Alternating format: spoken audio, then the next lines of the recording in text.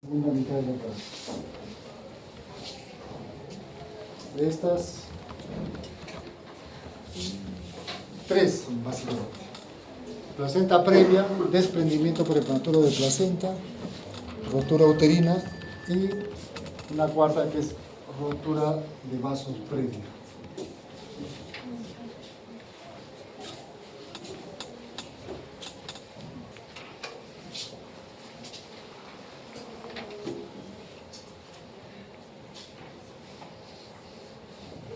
Es una paciente de 35 años que ingresó a las 7 de la mañana por sangrado vaginal. Refiere dolor abdominal a nivel de mesogástrico, epigástrico, asociado a sangrado vaginal. Al inicio el sangrado es escaso, se asocia a dolor tipo contracción, que se incrementa en intensidad y frecuencia. Hace 30 minutos el volumen de sangrado es mayor y las contracciones se hacen más frecuentes, que por rato se hace intenso y luego disminuye, pero no desaparece el dolor. Su última regla, 2 de marzo del 2024. ¿Cuántas semanas tendría para marzo, 2, abril, mayo, junio, julio, agosto, septiembre, octubre? Su fecha para el parto, si fuera 2 de marzo, ¿para cuándo sería? Para el 9 de febrero del 2025, enero.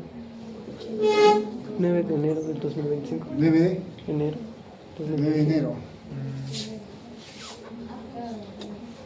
¿Sí? ¿Cuántas semanas tendría 2 entonces? menos 2. Más de 7 menos 2.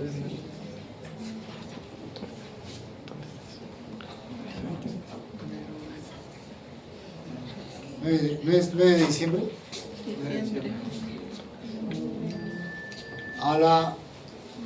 A los días le suman 7 y a los meses le restan 3 o le suman 9. ¿Ya? Cualquiera de los dos. Si es 3, no le pueden restar, le restan 3, sería 0. ¿No? A lo mejor le sumo 9. 3 más 9, 12 de diciembre. Entonces es un feto utero. ¿Cuántas semanas? Si estamos del 2 de marzo y contamos 2 de marzo, le sumamos 7, sería 9 de marzo. Abril, mayo, junio, julio, agosto, septiembre, octubre. El 2 de octubre serían 7 meses. 7 por 4, 28. Y por cada 2 meses le sumamos una semana. 1, 2, 3. 3 semanas más, serían 31 semanas, más o menos para el día 9 de octubre. Pero ya estamos 21, serían casi 2 semanas, serían aproximadamente 33 semanas. Pero ahora, como antes había unos discos como llamamos gestograma, pero ahora ya hay, con todos ustedes que tienen su iPhone, ahí dice gestograma, bajan de la aplicación, o Android también bajan y calculan.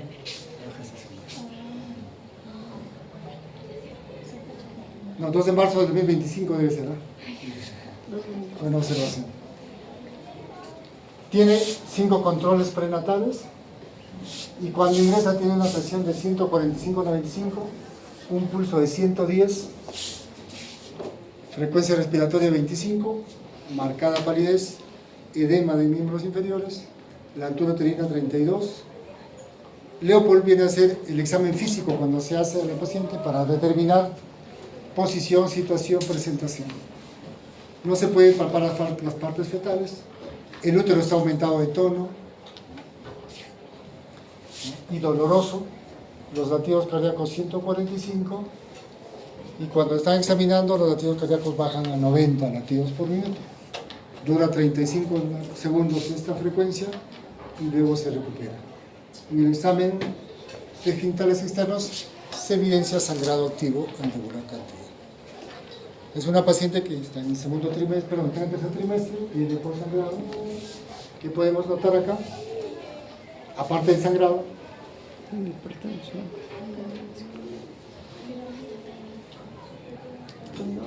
dolor, sangrado y dolor. ¿Perdón? Edema de miembros inferiores. Palidez marcada. Hipertensión. Hipertensión, 145/95.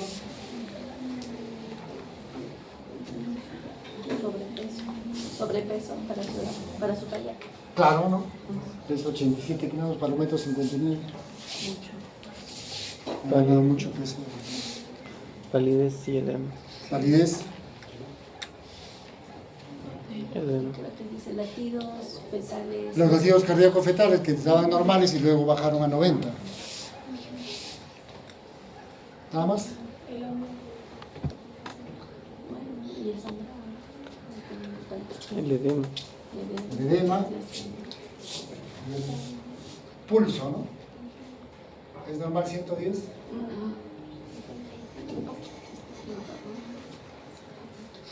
El sangrado, a medida que vamos haciendo la clase vamos a ver qué es lo que tiene esa paciente. Las hemorragias de la segunda mitad pueden tener origen obstétrico, que son las más frecuentes, que es desprendimiento prematuro de placenta, 30%, placenta previa, un 20%, rotura uterina y rotura de vasos previos. De origen ginecológico, o sea, del canal vaginal, apendicitis, traumatismo, pólipos, neoplasias, que son más raras, ¿no?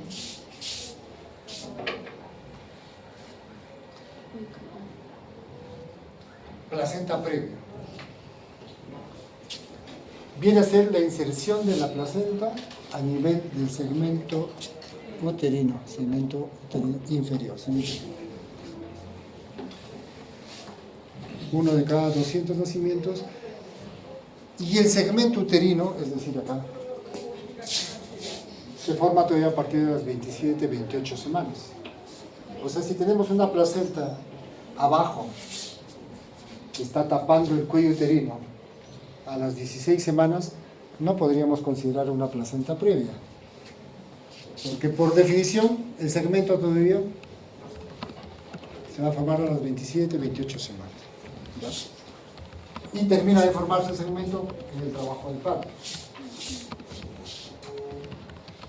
Si encontramos una paciente de 15, 16 semanas con una placenta que cubre el cuello uterino, el orificio, entonces decimos placenta potencialmente previa, ¿no? Puede quedarse ahí o puede migrar. La placenta previa puede ser total, cuando cubre todo el orificio, como en la imagen. La mancha marrón sería la placenta que está cubriendo todo el orificio cervical. Y la previa parcial es cuando cubre parte del orificio. Es una placenta normal que está lejos del orificio y acá está, la mitad del orificio está cubierta por la placenta.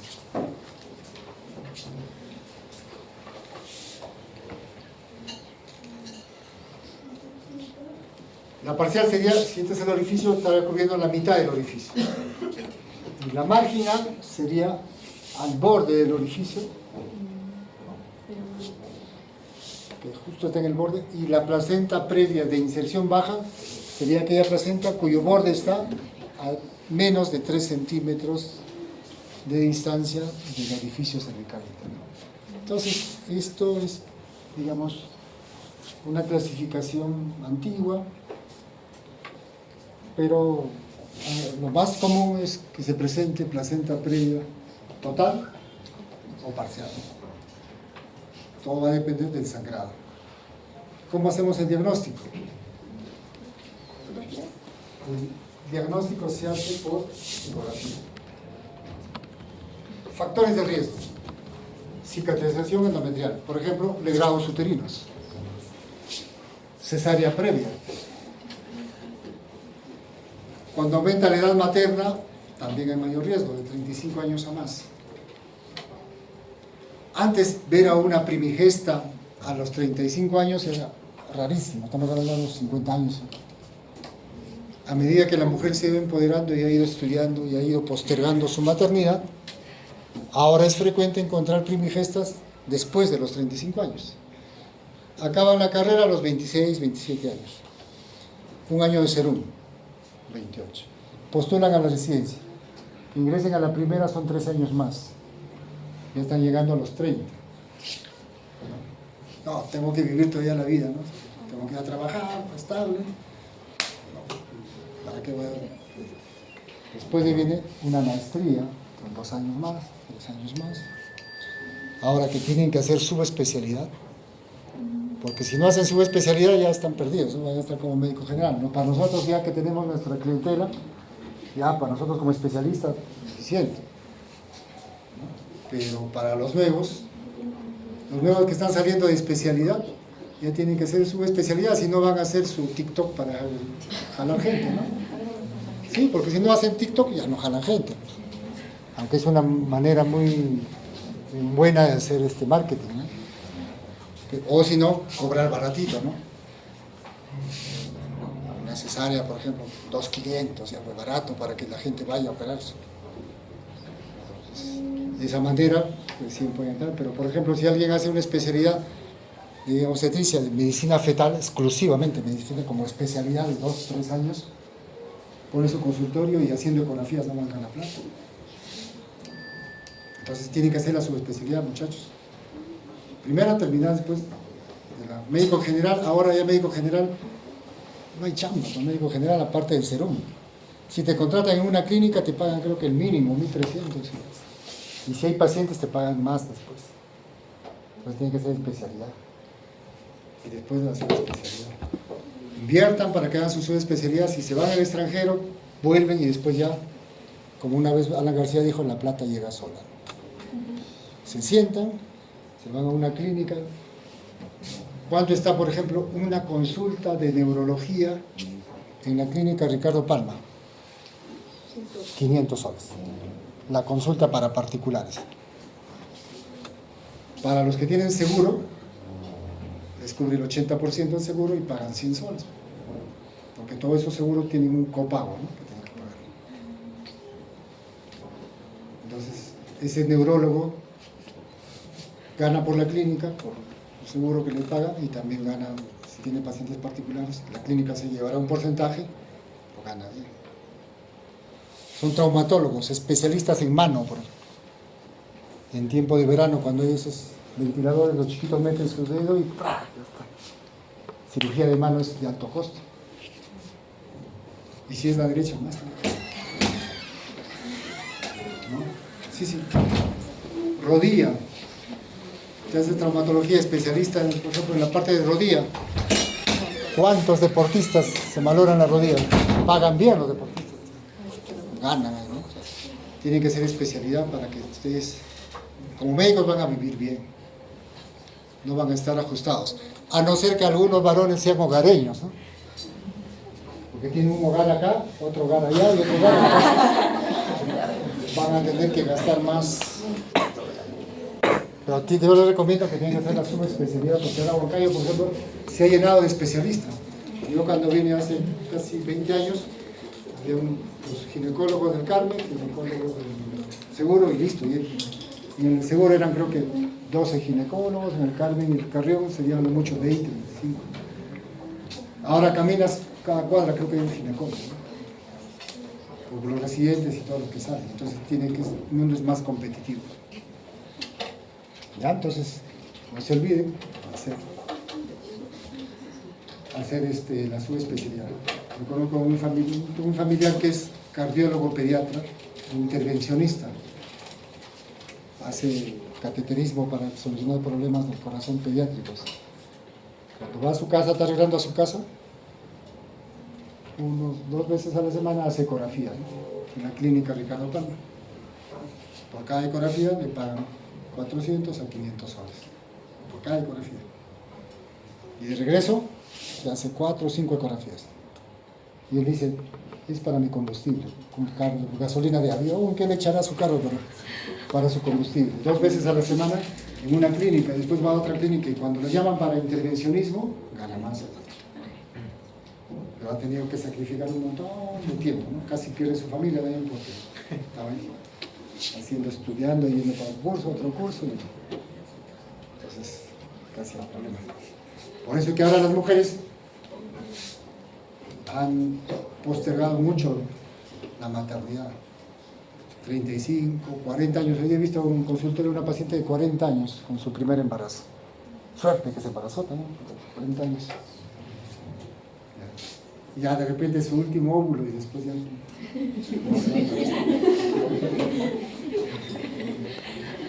Y hay mujeres mayores que con fertilización in vitro también han logrado embarazo, 48, 50. Una vez hemos visto una paciente de 52 años con fertilización in vitro. Entonces, la edad es un factor de riesgo para placenta previa. La cesárea previa también es un riesgo porque la cicatriz a nivel del segmento. Al haber más circulación, neovasos a nivel de la cicatriz, la placenta busca implantarse. Y la gestación múltiple, que también es un riesgo. Complicaciones relacionadas a la placenta previa, hemorragias, puede haber rotura prematura de membranas. La presentación anómala, como la placenta está abajo, el feto no está cefálico, puede estar transverso. Si encuentran un embarazo y le hacen el Leopold y lo encuentran transverso, sospechen que hay una placenta previa. Y lo otro, acretismo placentario. Más aún si hay una cesárea anterior. Hace 3 días entraron una paciente que vino de Pangoa con una placenta previa, le hacen la ecografía acá, signos de acretismo. Empezó a sangrar más, entraron a operar y la placenta era una percreta porque había atravesado toda la placenta y se había metido a la vejiga. Han tenido que llamar al urólogo para separar con mucho cuidado la vejiga, suturar, poner algunos puntos. La paciente sigue ahorita con sonda fore, ¿no? Espera que la vejiga se recupere. Termina en histerectomía. El acretismo placentario puede provocar sangrados. Acreta cuando invade hasta el miometrio. Increta cuando invade todo el miometrio. Y percreta cuando las vellosidades ciliares atraviesan el miometrio. Ahí tenemos algunas imágenes, una placenta normal y la última imagen es una placenta percreta, o sea, perfora. Increta cuando está dentro, y acreta cuando está empezando recién a invadir mucho. El sangrado entonces de la placenta previa puede producir, es un sangrado generalmente indoloro. La paciente está durmiendo y de repente al día siguiente o en la noche despierta porque ha sentido algo húmedo entre las piernas y se da cuenta que ha sangrado. Generalmente es rojo rutilante. Muy difícilmente supera medio litro. Si el sangrado es abundante, va a haber síntomas ya de hipovolemia, ¿no? La hipotensión, la taquicardia, latidos cardíacos de la mamá, más de 100, y palidez. Cuando hacemos la ecografía, vemos esto.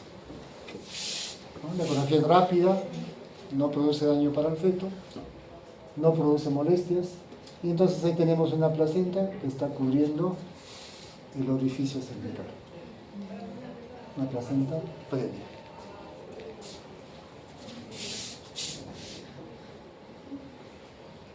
Entonces el diagnóstico de la placenta previa por ecografía. O sea, el cuadro clínico nos ayuda, pero la ecografía nos confirma la placenta previa. Esta es una ecografía abdominal y esta es una ecografía transvaginal. ¿Se puede hacer ecografía transvaginal? Sí, con mucho cuidado, sin manipular mucho adentro, porque se puede incrementar el sangrado. El manejo va a depender de la edad gestacional. Si tenemos una placenta previa que está sangrando a las 37 semanas, ya pues tiene que nacer, ¿verdad? ¿No? Una cesárea. Una conducta expectante entre 33 a 34 semanas, como esperando que madure un poco más el bebé, dependiendo de la cantidad de sangrado también. Si es un sangrado abundante que está comprometiendo hemodinámicamente a la paciente, tendríamos que nacer. Tenemos que nazca. Entonces se tiene que valorar la cantidad de sangrado, su control de hemoglobina, ¿no? Y ver la vitalidad del feto, si está bien o no, cómo está el feto, y no hacer tactos vaginales.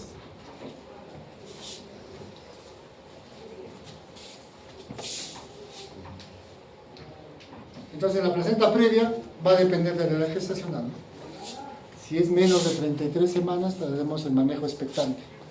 Si es más de 33, 24, 35, ya por ahí, ya pueden nacer el bebé, dependiendo de la cantidad de sangrado. Si llega una paciente, como muchas veces ocurre, está sangrando, la vemos, sangra un poco, reposo, para el sangrado, seguimos evaluando, seguimos expectando a la paciente. Si es menor de 32 semanas, haremos el manejo del pretérmino, maduración pulmonar y esperar el sangrado. El otro tema es el desprendimiento prematuro de placenta. En este caso, la placenta es normoinserta, no es previa. Si es previa, ya no entra en esta categoría. Es el desprendimiento prematuro de la placenta normoinserta. Se produce porque hay una hemorragia residual. Otro nombre es abrupto placentae, que es abrupta, ¿no? De un momento a otro. Factores de riesgo, traumatismo. La mujer está manejando su coche, 32 semanas, para bruscamente o si no se choca y se golpea con el timón. Hipertensión es otro factor de riesgo, preeclampsia. Rotura prematura de membranas. El útero está de este tamaño. Al romperse la membrana, pierde líquido y el útero se acorta. La superficie del útero se reduce, de la placenta no, y eso puede provocar desprendimiento. Es algo así cuando ustedes pegan algo en un globo y lo desinflan, si no está bien pegado se va desprendiendo, ¿no? El uso de drogas, cocaína, tabaco, y antecedente de desprendimiento prematuro de placenta también es un riesgo. En caso de desprendimiento, miren, se pone un coágulo detrás de la placenta.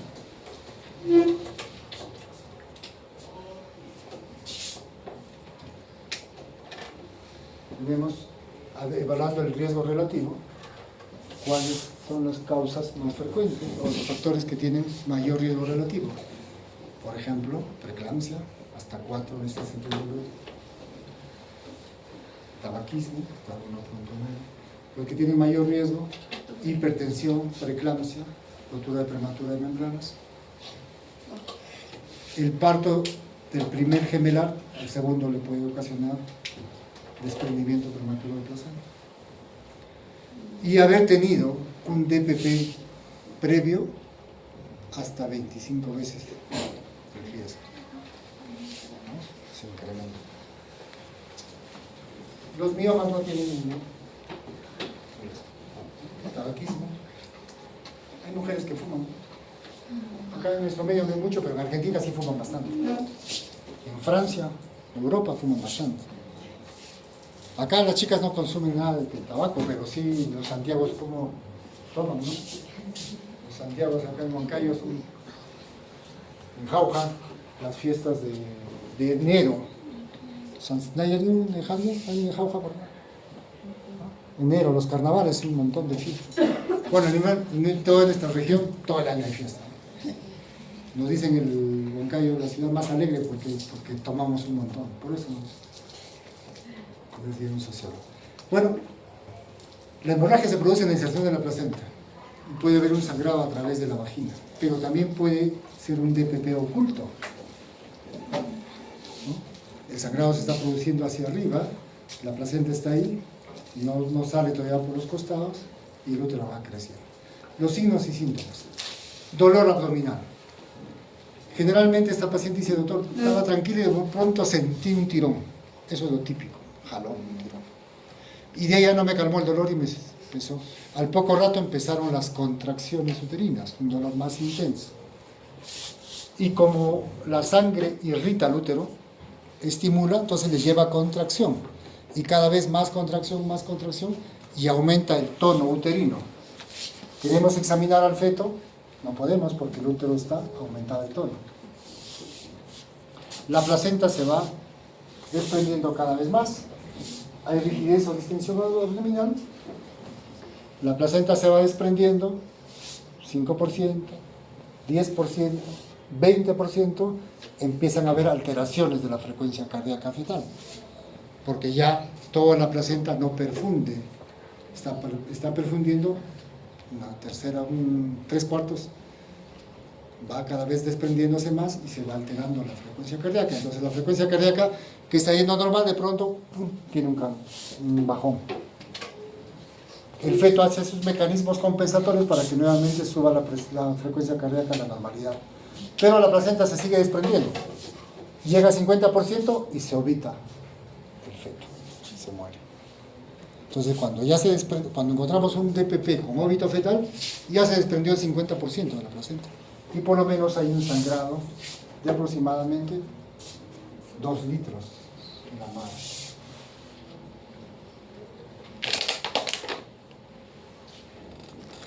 Como ha sangrado, y el sangrado, el coágulo se forma dentro del útero, tenemos que pedir, pues,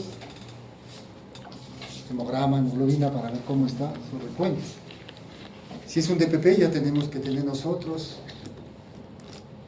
la posibilidad de una transfusión, porque esto sangra muy rápidamente sangre, ¿no? Entonces tenemos que evaluar el fibrinógeno. ¿Por qué? Porque el coágulo retroplacentario activa toda la cascada de coagulación y se consume los factores de coagulación y la paciente puede tener un CID. Entonces, para eso es importante el fibrinógeno. Le pedimos dosaje de fibrinógeno. O si no, simplemente pues un tubito, le sacamos sangre y si no tenemos fibrinógeno podemos ver eso.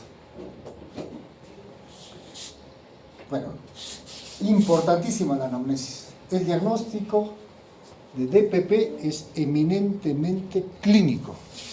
No esperemos la ecografía, porque el coágulo retroplacentario puede organizarse de tal manera que puede confundirse con la misma ecogenicidad de la placenta. Entonces, si nosotros esperamos, podemos nosotros después obtener un óbito fetal. ¿Ya? Exploración física y pruebas de laboratorio. Y hay que monitorizar la frecuencia cardíaca fetal. Yo siempre les cuento a los alumnos esto que me ocurrió hace un tiempo atrás, como hace 5 años. Y en ese año tuve como 3 o 4 DPPs. Era más o menos 20 para las 8, cuarto para las 8 en la noche.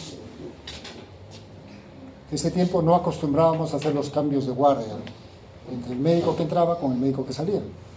Entonces, el médico que entraba a veces llamaba y decía, oye, voy a llegar 8 y 10. No, ya, pues 8 en punto, ya me voy, ¿no?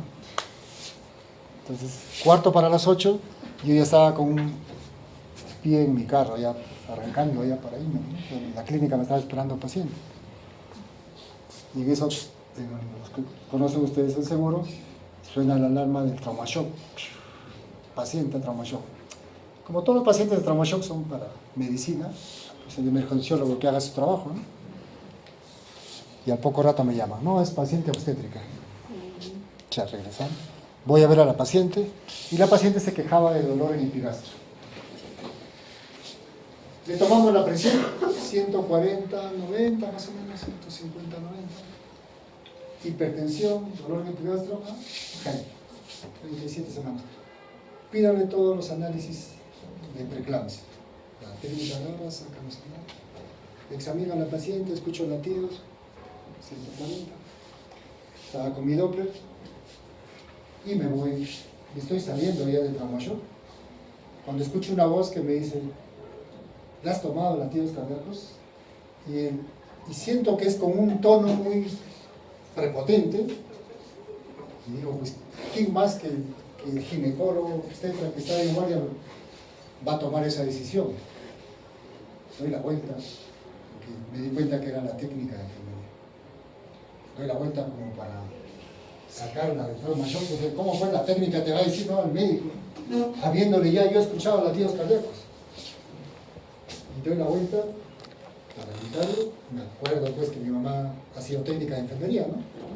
Y mi mamá también se había dedicado a atender partos, porque vivíamos por Concepción, ella atendía partos por allá. Para los pueblitos más metidos, Santa Rosa, Ingenio. Entonces, me tranquilicé, agarro el Doppler y le escucho latidos. Estaba en 140, 140 y en eso empieza a bajar. 100, 90, 80, 70. Y me asusté y dije, este bebito se está muriendo delante de mí. Y se quedó en 60, así. Entonces le dije a la enfermera, termina de ponerle la vía, subamos, es un DPP. No había ninguna gota de sangrado por la vagina. Llamé a la sala de operaciones y le dije, estoy subiendo con un DPP. Llamé a mi compañera de guardia, doctora Rocío, le dije, estoy subiendo con un DPP, ya me dice, te espero en sala de operaciones. Para eso es importante trabajar en equipo. Entonces la doctora que me ayudaba, que ese día estábamos de guardia, ya estaba en sala. Llegamos, yo empujando la camilla con la enfermera, llegamos a sala de operaciones y la anestesióloga me dice, no, que ¿por qué nos llama? Ella también ya se estaba yendo. Era 10 para las 8. Entonces le dije, no, es un DPP, el neonatólogo de ella estaba esperando. Le voy a poner anestesia general, me dice. Ya, le digo, pone. Pues se le puso general y una vez que le pone general tenemos menos de un minuto para sacar al bebé. Porque la paciente está despierta y ya está toda vestida y nosotros estábamos así, ya que le hemos lavado, ya le pondré antibiótico. Entonces, le puso anestesia y me dijo, ya, corte y ya estaba en el otro, ¿no? Saco al bebé, el bebé estaba con su placenta en el brazo. Había más o menos 1500 centímetros cúbicos de coágulo. El útero ya estaba impregnado. Una complicación es el útero de Cuvelier, que es la sangre que se impregna en el útero y este útero impregnado de sangre no contrae, que hace atonía uterina. Entonces ya había una parte que el útero ya estaba negro. El pediatra felizmente recibió el bebé y lo reanimó. Salió con agua 5, después 8. Terminamos de operar, hizo un poco de atonía, salimos de la sala de operaciones casi a las 9 de la noche. Pero ese bebé salió vivo, ¿no? Fue primero cuando lo vi, no vi todas las características del DPP y yo me orienté más para una preeclampsia con gel. Si no hubiese escuchado los latidos, yo me iba de repente al consultorio de ginecología a esperar que salgan los resultados. Porque después de escuchar los latidos, cuando le toqué el abdomen, pude percibir ya un útero hipertónico. La paciente se quejaba más de dolor. Entonces, moraleja, siempre escuchar la sugerencia de todos, ¿no? Hasta del vigilante, ¿no? Porque si yo decía, pues yo soy el médico, la técnica me va a decir, o sea, solamente por capricho, habiéndole escuchado unos segundos antes el latido cardíaco, ese bebito se moría ahí delante de mí, ¿no? La mamá también se hubiese complicado más. Entonces, el diagnóstico es clínico, ahí no necesitamos ecografía ni nada. Después de un tiempo pasó otro caso, un colega que ya no trabaja en el hospital, una paciente hospitalizada empieza a sangrar y empieza a quejarse de dolor, era hipertensa. Y él agarra y dice, ecografía. Cuando el interno le había dicho inclusive, doctor, de repente es un DPP. No, ecografía. Le agarra a la paciente y le lleva al ambiente de ecografía, entre ir y volver, que ve que no es sangrado, que sí, que no, se demoró casi 45 minutos. Entraron a operar y sacaron un bebé con asfixia. En tiempo de pandemia, yo vi a esa paciente, a esa mamá, porque se había vuelto embarazada. Lamentablemente el embarazo no continuó, era un aborto, y ese día fue con su bebé, con su hijito ya de 8 años o 10 años, a mi consultorio, y el chiquito con parálisis cerebral. De repente, si no hubiese demorado 45 minutos haciendo la ecografía del doctor, y entraba rápidamente a sala, tal vez hubiese obtenido mejores resultados. Entonces el diagnóstico del DPP es clínico, y eso tenemos que actuar rápidamente, porque si nos demoramos, podemos obtener óbito fetal. ¿Verdad?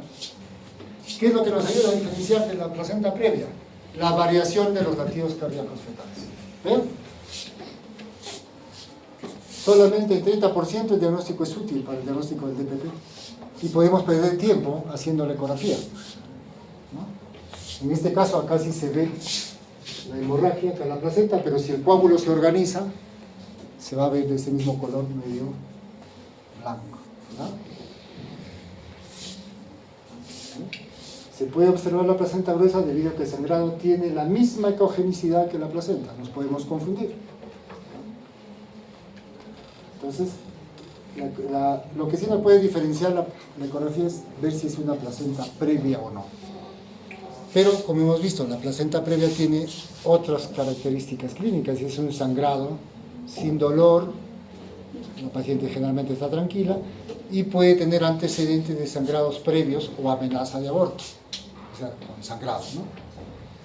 Entonces, para esto es importante el cuadro clínico. Y acá en este caso, por ejemplo, se ha evidenciado la bajada de latidos cardíacos y cada una de estas espículas es una contracción uterina. Si vemos y nos recordamos el caso que les he presentado al inicio, que la paciente refiere dolor, luego que las contracciones se hacen más seguidas, el dolor se hace más intenso, entonces eso se ve en el trazado del monitoreo con el cardiotocógrafo.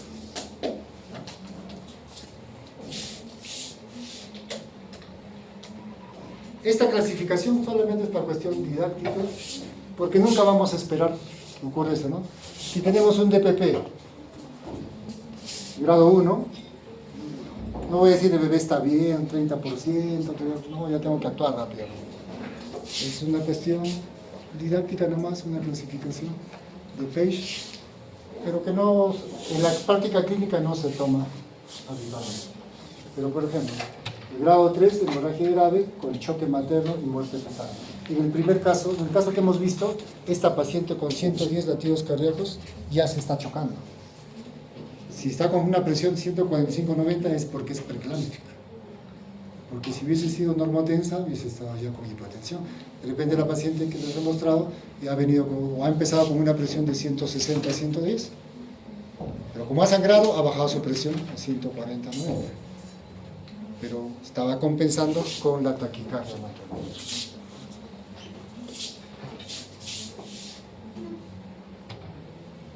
Tenemos los tipos de sangrado.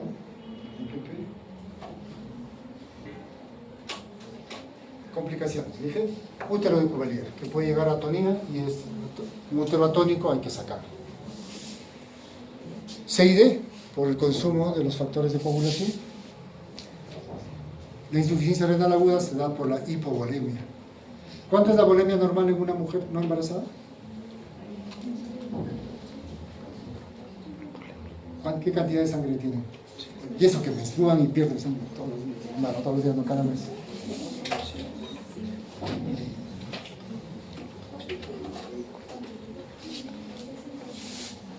¿Hay alguien de mi grupo de práctica? En 20, ¿no? 60, 80 cc por kilo de peso. 60 por 60. Una mujer que pese 60 por 60 serían 3.600. No. 80 será. 80. Ah, con todo bajito, tampoco es bueno. Sí. 80. Pesa 50 sería 60 por 50, 3 litros de sangre. 5. Más o menos 4.5 de litros de sangre en una mujer. En el varón 5 litros, ¿no? En el embarazo aumenta la volemia. ¿Cuánto por ciento?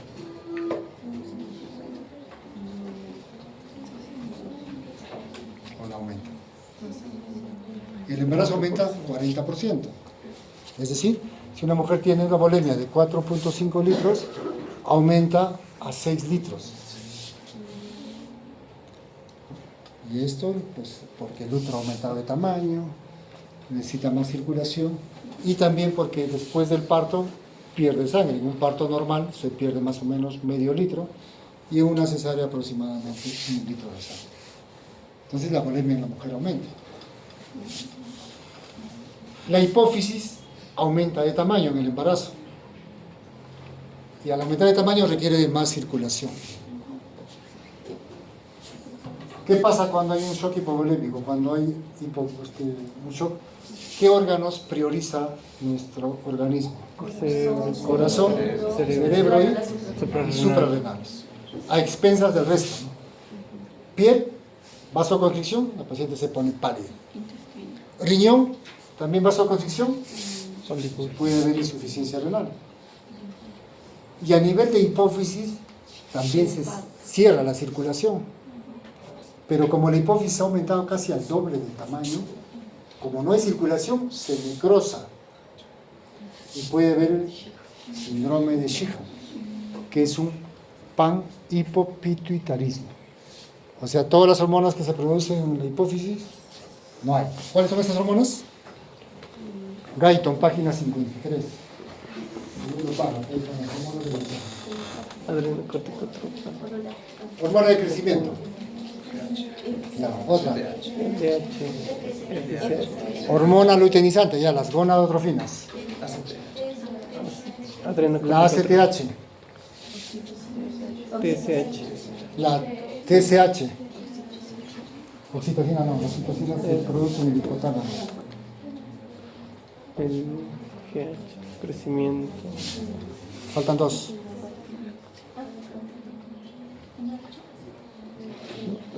Pro.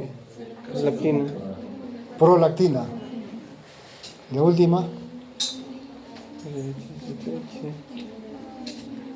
TSH. ACTH. ¿cómo se llama la hormona que estimula los melanocitos?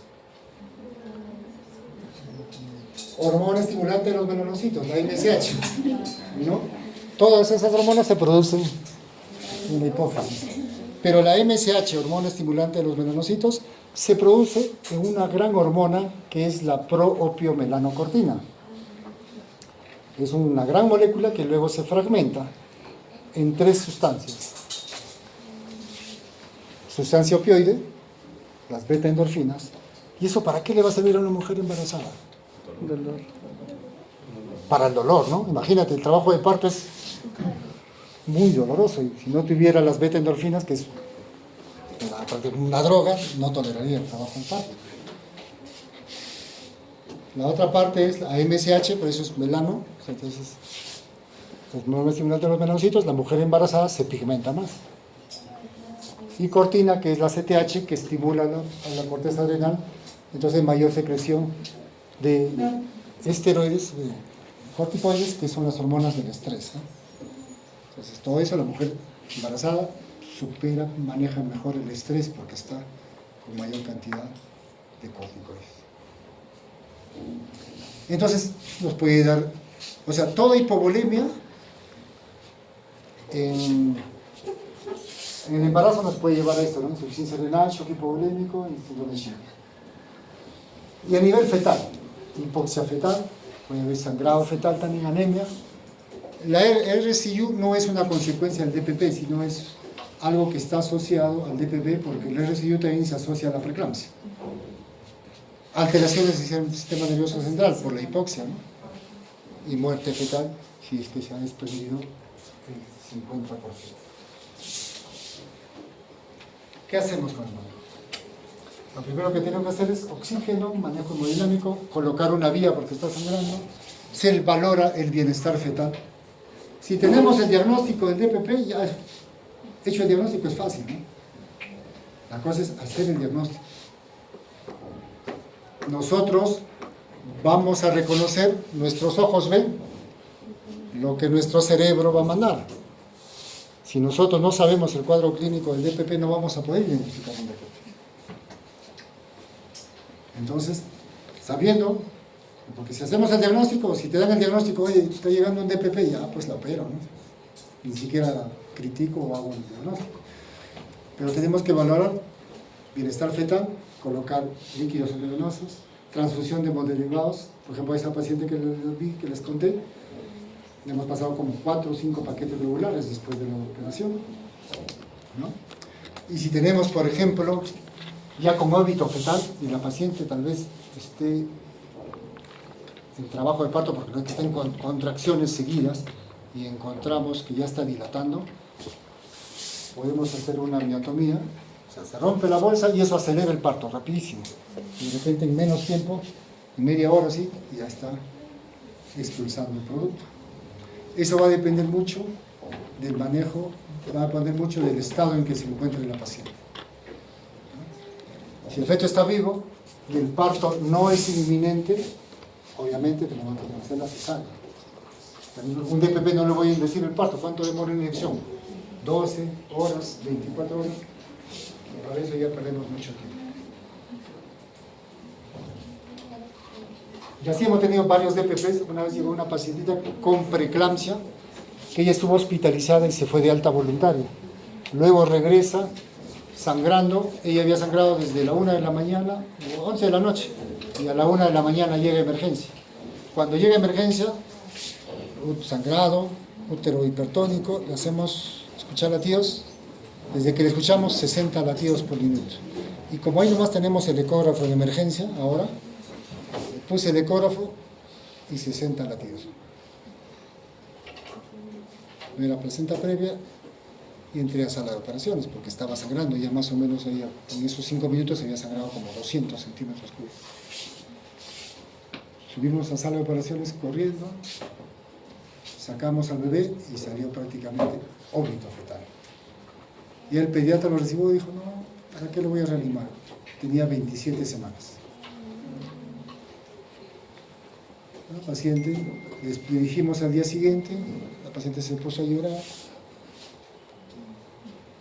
el esposo también, y la hermana es la que nos denuncia, diciendo que había llegado a emergencia y nos habíamos demorado en atenderlo. Pasados los 7 días, la paciente con el esposo van a mi consultorio particular a agradecerme porque la he salvado la vida. Y hasta ese momento yo no sabía de la denuncia. Después de 1 mes y medio, 2 meses, recién me llega la notificación. Y le llamo a la paciente. Digo, ¿qué ha pasado, María? Digo, doctor, me dice, yo no he hecho nada, sino mi hermana es la que ha denunciado. Como ella trabaja en la fiscalía, ha denunciado. Pero no se preocupe, yo no voy a asistir a ninguna citación. Le digo, pues esta denuncia de todas maneras está dañando mi prestigio, le digo, porque una denuncia siempre lo hacen por negligencia. Y alguien que sepa que te han denunciado por negligencia es porque no has hecho tu trabajo. No se preocupe, doctor, no voy a ir. Y verdad no ha ido la paciente. Cuando me citaron fui, pero para ir a la fiscalía hay que ir con abogado. Y el abogado que te pinta toda una oscuridad en tu panorama, dice, doctor, pero yo sé que usted es inocente, pero la jueza o el fiscal no sabe, ¿no? El fiscal no sabe. Y entonces, si te detecta indicios de que ha habido negligencia, lo va a pasar al juzgado. Y ahí es otro juicio, ¿no? Una vez que está el juzgado, el juez tampoco sabe de medicina y le puede declarar culpable y tenemos que apelar a una segunda instancia. Por todo eso, me dicen 3.000 soles ese tiempo, ¿no? Digo, pero si yo no he cometido nada, digo, ¿cómo te voy a pagar 3.000 soles por eso?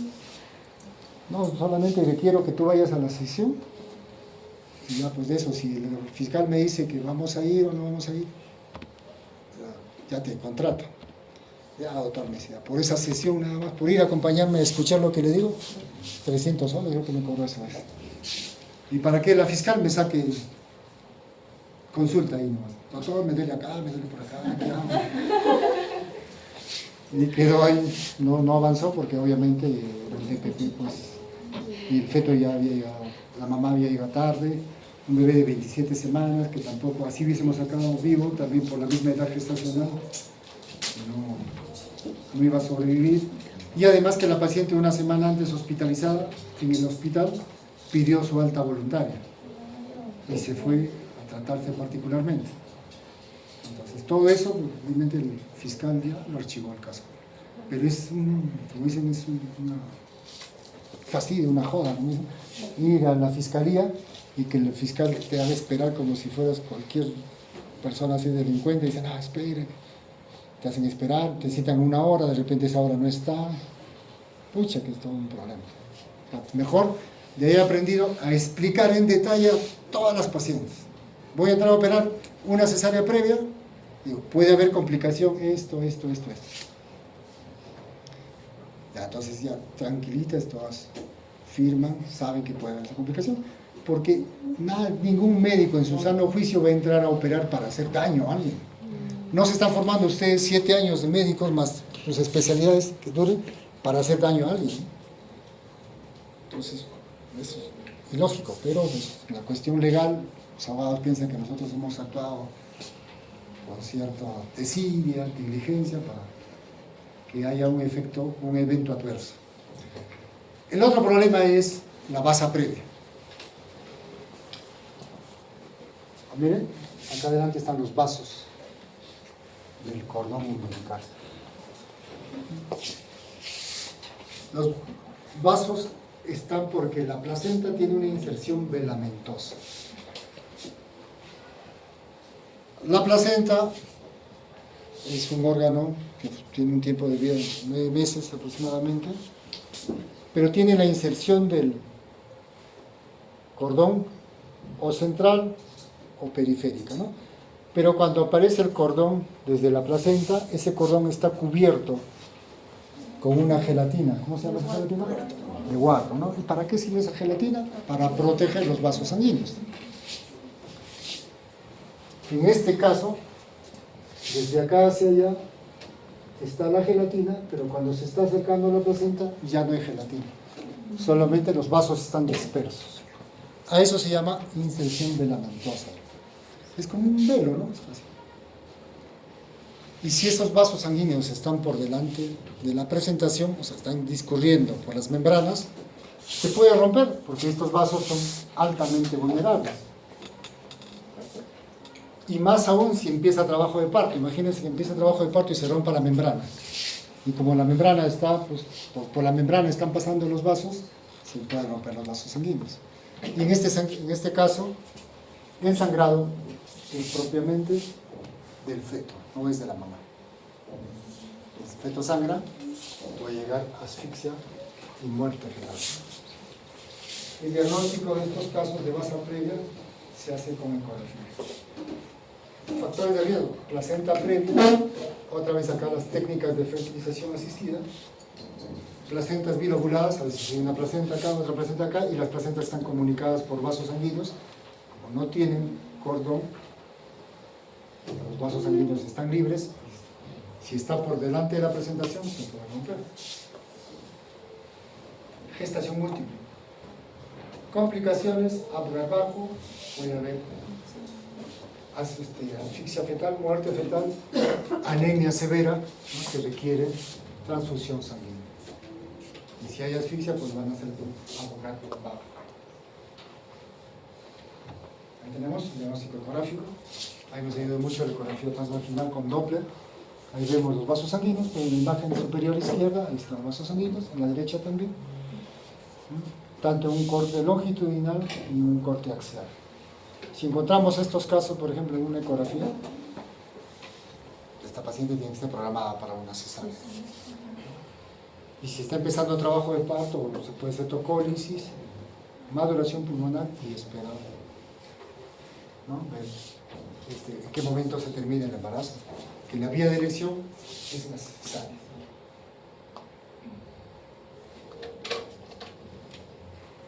Entonces, el sangrado de la basa previa es del feto. La otra causa de sangrado en la segunda mitad de embarazo es la rotura uterina.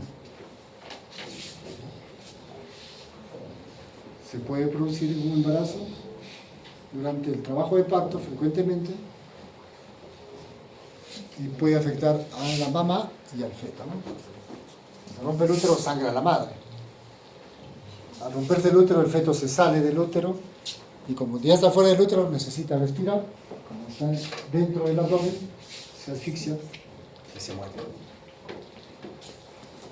Acá veo una rotura uterina hacia el ligamento ancho.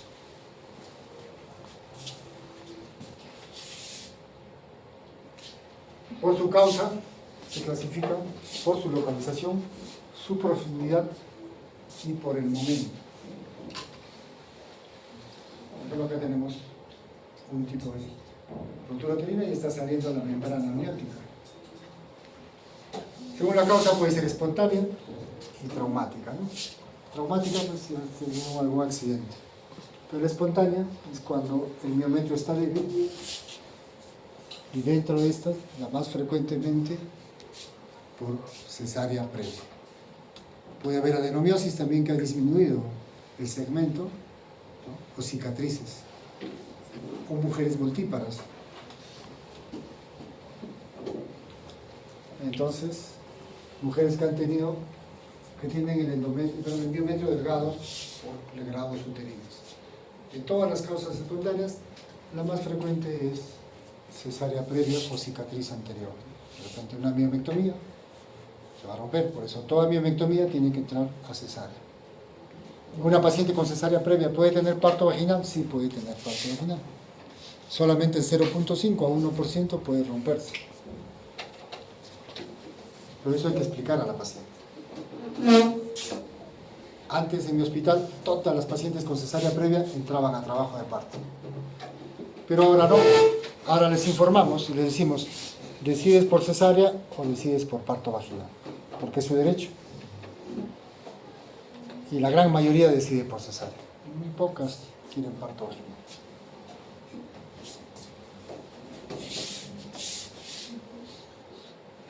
Según su localización, puede ser longitudinal, como ya en el fondo del útero, transverso a nivel de segmento, medio oblicua, y la estrellada, que a veces se rompe y parece una rosa que ya es difícil de recuperar o suturar.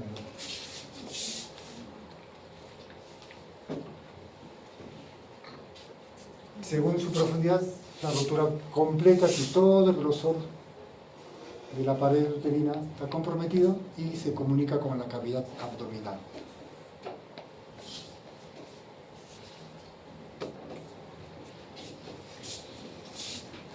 Pacientes con cesárea previa pueden tener una rotura completa, que es lo más frecuente. También hemos tenido nosotros roturas completas, roturas incompletas, toda la pared uterina, pero no hay comunicación directa con la pared abdominal. O sea, el feto todavía está dentro, pero no ha salido, ¿no? Y la dehiscencia de sutura, que es en pacientes con cesárea previa, se ha abierto la cicatriz, pero se conservan las membranas.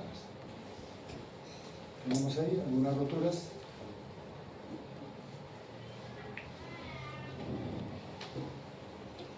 Durante el embarazo se puede producir la rotura, sí, ¿no? Aquellas por traumatismo o aquellos pacientes que de repente tienen 3 cesáreas y en un cuarto embarazo se puede romper, porque el segmento queda a veces como una tela de cebolla.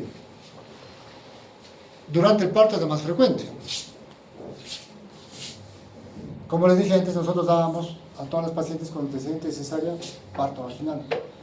Llegó una pacientita más o menos de 38 años con su cuarto embarazo. Primer parto, normal. Segundo parto, cesárea. Tercer parto, normal. Y cuando estamos entrando a la guardia era su cuarto embarazo, que había entrado en trabajo de parto, y la encontramos con 5 centímetros de dilatación. Y toda gestante en trabajo de parto con cesárea previa tiene que estar con un monitor constante, porque el feto nos dice si el útero se está rompiendo. Hay alteraciones en la frecuencia cardíaca. Entonces ese día le ponen a la paciente y la paciente, que era de una zona rural, se quitaba, porque es un poco incómodo, la faja. Entré a sala de operaciones para un legrado y cuando estoy haciendo el legrado me llaman, me dicen que la paciente está sangrando en regular cantidad. Entonces le llamo a mi compañera de la guardia y le digo, oye, creo que ese útero se ha roto, fíjate por favor. Sube a ver al bebé, a la mamá, y estaba sangrando, y me dice, no, la estoy programando, entramos a sala de operaciones. Entramos a sala de operaciones y el feto ya lo encontramos afuera, en cavidad abdominal. El pediatra lo reanimó, pero nació con un Apgar bien bajo. A los 5 minutos 3, tubo, y lo levantaron con tubo. A los 3, al segundo día creo que empezó a convulsionar. Ustedes ya saben por neonatología que si hay convulsiones es por asfixia. Y al 7º día se murió.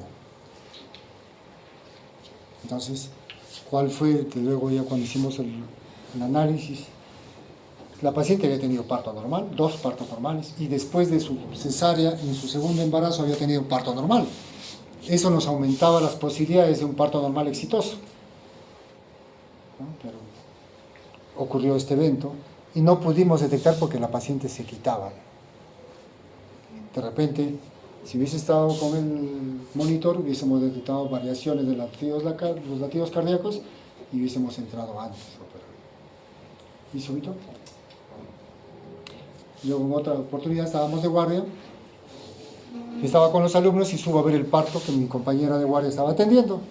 Una paciente que había tenido solamente un legrado uterino y este era su segundo embarazo y estaba en trabajo de parto y estaba en expulsivo. Entonces estábamos ahí, ella con sus alumnos, yo con mis alumnos, teníamos más o menos 3 alumnos de cada uno y ya estaba en la cabecita ahí apareciendo, como llaman ustedes, coronando, ¿no? Cuando está en trabajo de parto. La paciente empujaba y no movía el bebé, se quedaba ahí. Después de un rato, la colega me dice, dale un empujoncito arriba porque ya está apareciendo. Y a mí no me gusta hacer cristela, ¿no? Ya para tranquilizar a la doctora, hice como si estuviese empujando. Y le digo, no se mueve. Y la paciente, pues con el dolor, empezaba a hablar, ¿no? Estaba hablando, dice, a su mamá le estaba hablando, supuestamente. Entonces, terminamos ahí de atender a la paciente un rato más y los latidos cardíacos empezaron a bajar. Y a mi compañera le digo, porque ella era la encargada del trabajo de parto, ¿sabe? Los latidos cardíacos están fallando, están alterándose. Está en expulsivo ya media hora, hay que programar la sala de operaciones. Ya pues la programamos como sufrimiento fetal. En lo que están preparando a la paciente, la residente de tercer año le toca el abdomen y me dice, doctor, ¿qué son estas bolitas que estoy tocando? Le toco y eran partes fetales. O sea, las extremidades. Le llamo a mi amiga y le digo, ¿sabes qué? La paciente está con una rotura uterina y no había sangrado por la vagina. Está con una rotura uterina, le digo, estoy subiéndola a la paciente. Y la paciente, su presión empezó a bajar un poco. Y empezó a disvariar más. Y ahí es cuando nos dice la técnica que la mamá de la paciente ya había fallecido como hace 5 años atrás. Y ella estaba hablando con supuestamente su mamá, estaba alucinando ya la paciente. O sea, se estaba chocando. Subimos a la paciente y cuando abrimos, felizmente el feto no estaba fuera del útero, solamente su bracito, así como la imagen anterior que ahorita.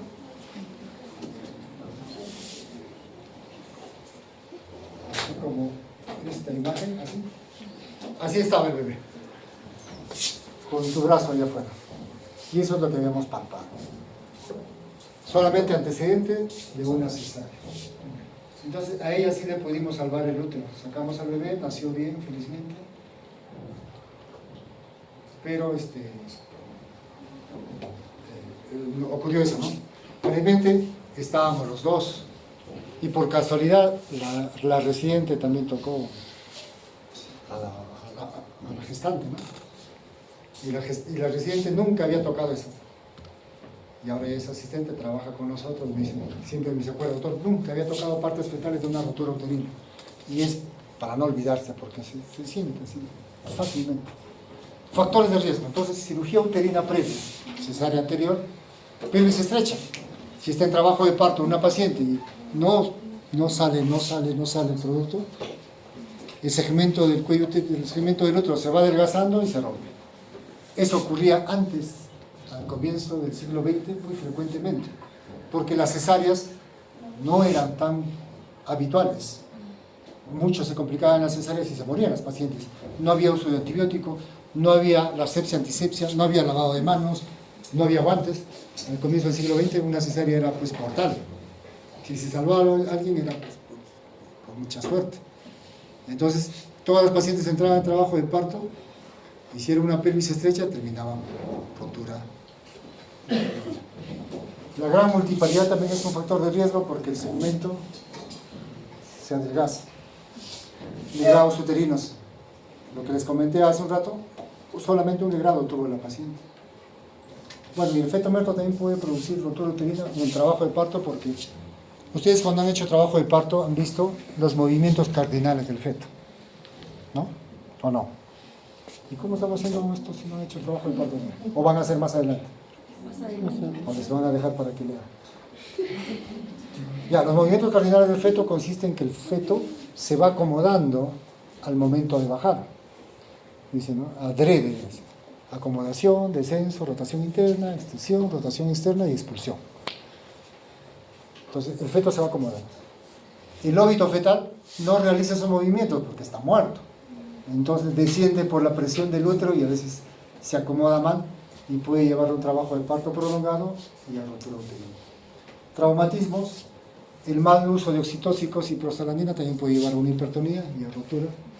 Distosis del trabajo de parto, parto precipitado, sobredistensión uterina en un embarazo gemelar, por ejemplo, parto instrumentado, o sea, principalmente el forceps, con 2 cucharas que entran agarran los parietales y se jalan. No es como un alicate, sino que simplemente es como si tú, un brazo estuviera agarrando así la cabeza y lo jalan.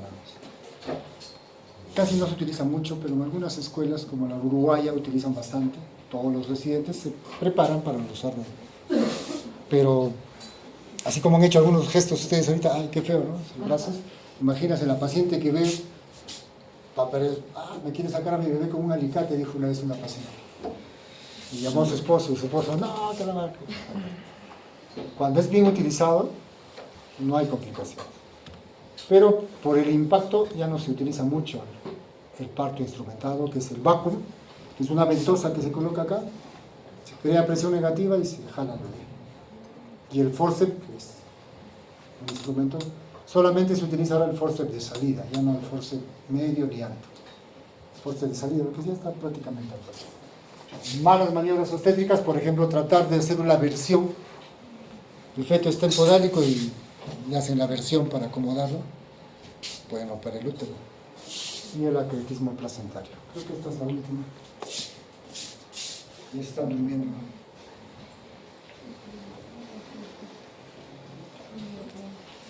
Ese anillo de banda, ¿no? Una cinturita que se forma en el útero. ¿Por qué se está formando eso? Porque se va a romper. Una vez un colega que estaba haciendo su serum por Pariahuanga, una mujer, se fueron a ver a una paciente que estaba en trabajo de parto y era un feto que estaba en transverso. Pero la curiosa, la curandera había dicho que sí podía sacar ese feto y le jalaba del brazo y no salía. Y como estaba en transverso, no iba a haber nunca parto vaginal y hasta que se murió el feto. Pero seguía trabajo de parto, entonces tuvieron que traerla acá a Huancayo. Donde vivía no había entrada de carretera, tuvieron que sacarla con manta. Llegó hasta el pueblito de Parihuanca, ahí sí había carro y de ahí la trajeron. Y las contracciones seguían. Cuando ya está llegando, dice, ¿cómo se llama el nevado? Huaytapallana, ¿no? Por ahí se pasa la carretera, creo. No conozco. Escuchó que la paciente dio un grito desgarrador y se quedó calladita. Se había roto el útero. Y cuando llegó al hospital Carrión, llegó muerta la paciente. Qué impacto, ¿no? Para un serumista que está llegando. Y ella llega con la paciente cadáver y todavía le gritan a ella. Como si hubiese sido la culpa. Ella ha hecho todo lo posible para traerle lo más pronto, pero le gritan porque es muy tarde y todo eso. Entonces, cuando ustedes hagan su serum, tienen que tener mucho el apoyo de los presidentes de las comunidades, del promotor de salud, que hay siempre hay algunos, y la curandera, o la que atiende partos también. Cuando yo hice mi serum en Lima, en la Marina, pero me fui a trabajar después a Huancavelica. Entonces había una señora en el pueblito donde yo trabajaba que tocaba el pulso en el trabajo de partos. Yo era su alumno. Nunca aprendí cómo tocar el pulso porque ella sí detectaba y decía, ahí está el trabajo de parto. Tocar el pulso, va a ser mujercita, va a ser varoncito. ¿Cómo sería? Y entonces yo me mezclaba con la creencia. Inclusive una vez llegó una señora trayendo a su bebé. Se veía sus costillas cuando respiraba, se metía así. Era un tiraje, pero chibolo tendría 1 año. Un tiraje pues, terrible. Era una neumonía, sí. Y ella decía que le había agarrado el chacho. El chacho dice que es el espíritu del cerro, que agarra, se mete en algunos cuerpos y les causa enfermedades. Entonces, como ella había ido con su bebé a pastar sus animales, lo había dejado sentadito en el cerro y él le había agarrado el chacho. Entonces, cuando yo lo estoy examinando, entra el técnico, no había luz en ese momento, era las 7 de la noche, con una velita entra, y yo lo veo y le digo, oye, no, regresa, date la vuelta por alrededor. Le digo a mi técnico, ¿no? Oye, no es chacho, ¿no? No, doctor, me dice, no es chacho, no es chacho. Y la paciente hablaba entre quechua y español, y mi técnico hablaba quechua. Y le dice, no, el doctor es de Huancayo, ¿no? Él también sabe, pero es chacho, sabe curar. No es chacho, no es chacho. ¿Verdad, doctor? Sí. Entonces digo, vamos a poner su antibiótico, lo único que teníamos era penicilina G. Vamos a poner antibiótico y veamos, si es chacho se va a morir, ¿no? Y la mamá y el papá se fueron a su casa.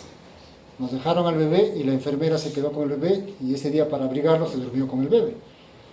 Al día siguiente, como ellos nunca habían recibido antibiótico, pues, ¿no? Con ese antibiótico al día siguiente estaba mejorcito, ¿no? Vienen para que le entregue su certificado de función y el bebé estaba llorando. Y entonces de ese día empezó a comunicar a la gente que yo también sabía ver, ¿no? Sabía ver chacho y todo lo demás. A los 2 días vienen 2 pacientes para que le vean a su hijita que era chacho, ¿no? Ya tenía que seguir más o menos la corriente para ver, ¿no? Yo veía mi cuestión médica y luego y así me fui ganando a la gente de ese pueblito que se llama Pilpichaca, ¿no? Así poco a poco, ¿no? También cuando íbamos a caminar tenía que caminar 5, 6, 7 horas para llegar a una comunidad y a veces llegabas con hambre, con sed, llevando tu hambre, porque no te invitaban nada, no sé, ni agua. No tienes un poco de agua, ahí está el puquio, decía, tómate agua. Entonces había que compenetrarse mucho. Cuando vayan a hacer su serum tienen que hacer eso. No van a llegar, no señora, yo soy de la Continental, miren que yo tengo mis criterios diagnósticos, esto. No, nunca te van a hacer caso. Entonces tienen que compenetrarse. Bien. Y entonces les cuento de esa serumista que pues trajo una paciente que se murió. Entonces cuando querían que esa paciente traerla antes, la comunera, la curandera, ella no quería porque ella decía que sí le iba a sacar, que sí iba a sacar al bebé. ¿Cuánto tiempo habrá estado? Buen tiempo seguro para que llegue a esa situación, ¿no? Entonces el anillo de Van es un signo. Cuando el abdomen está doloroso, miren, acá arriba está un útero normal y abajo está formado el signo del Van y acá está señalando el cirujano antes de su operación porque está a punto de romperse ese útero. Si el dolor se presenta súbitamente, se rompió el útero. Y cuando el útero está roto, como ya no hay uniones a nivel de las fibras musculares, la contracción se detiene. Y si el bebé estaba abajo, y si se salió el bebé, cuando uno hace tacto vaginal ya no encuentra la cabeza, ¿no? O sea, se sale de la presentación, puede haber sangrado vaginal. Si la hemorragia se va hacia la vejiga, puede haber hematuria. Esto es lo que palpó la residente, partes fetales, ¿no? Y nos llevó rápidamente a la toma de decisión para subir la operación. Y si el feto está afuera, pues ya se muere, ¿no? Óbito. Porque mientras está en el útero, la placenta todavía le sigue perfundiendo, ¿no? Pero si sale, ya fuimos. Bueno, medidas generales. Una vía número 18, solicitar hemoglobina porque va a sangrar o va a sangrar mucho a la paciente, solicitar paquete globular, expansores plasmáticos como el HEMA-C. Y si estamos en un centro donde no tengamos las características para operar, tenemos que referir,